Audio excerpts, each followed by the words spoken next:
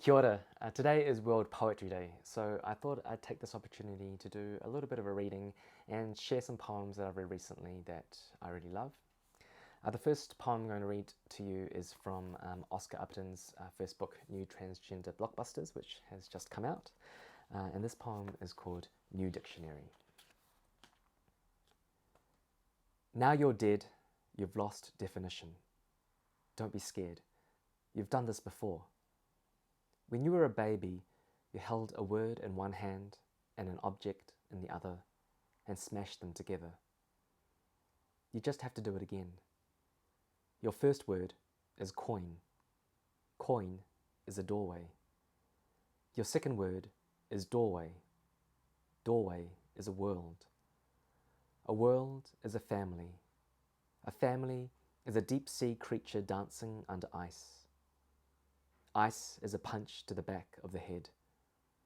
Head is a buried thing. Gutter is fluid in the lungs. Sugar and malice are your two rotting hands. Hands are scepters. Scepters are words. Words are rain inside you. Bad weather always, but warm. You understand? The next poem I'm going to read is by Danez from their book Homie, which also has just come out. And this poem is called I'm Going Back to Minnesota Where Sadness Makes Sense. Oh, California, don't you know the sun is only a god if you learn to starve for her? I'm over the ocean. I stood at its lip, dressed in down, praying for snow. I know I'm strange.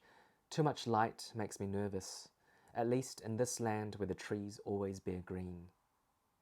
I know something that doesn't die can't be beautiful. Have you ever stood on a frozen lake, California?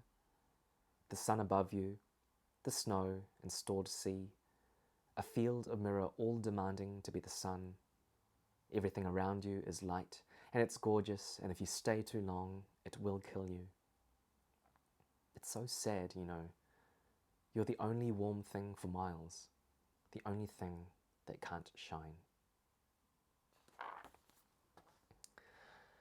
Earlier this week, I reviewed AUP New Poets 6 on Radio New Zealand, but unfortunately we were a bit pressed for time and I had to rush my review. It's a really, really great collection. It features work by Ben Kemp, Vanessa Krofsky and Chris Stewart. And usually when I do those reviews, I have a poem or two up my sleeve ready to read in case we do have time.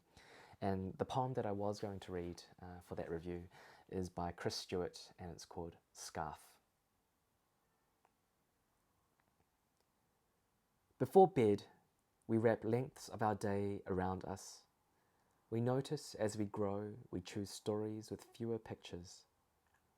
Today, I told Audrey to wear her jacket or she'd turn into a snowman.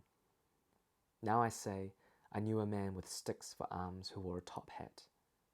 When he sat too close to the fire, his spine melted. What we know about sleep is we can't dress ourselves. After we switch the lights off, it's dark. At the end of the day, we only have this scarf. And I thought I'd finish off with one of my own poems.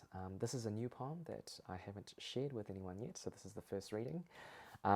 This is called Portraits of Lovers and Friends. I believe the seasons of love will give us our direction, even as they decay one after the other and slip from our intentions. I have no name for it, but I know it like the gasp in my right knee after a run. I want to prove many small things simultaneously in order to establish a life, making sense of our methods of assemblage, borders and corners first, or bursts of similar colours. I will take of a body to bind myself to what makes me so exposed. My family as a wall of mahjong tiles. My lovers as candy wrappers strewn through coat pockets. My friends finishing each other's jokes. We're each giants in our own lives. In this time of instant satisfaction, We must embrace the bitterness that presents itself daily, even when it becomes unbearably sweet to hold in our mouths for longer than a second, even when its cruelty turns red flame to glacial white numbness. Thanks for watching. I hope you're all staying healthy and safe. Look after yourselves, read some poems, and share some poems today on World Poetry Day.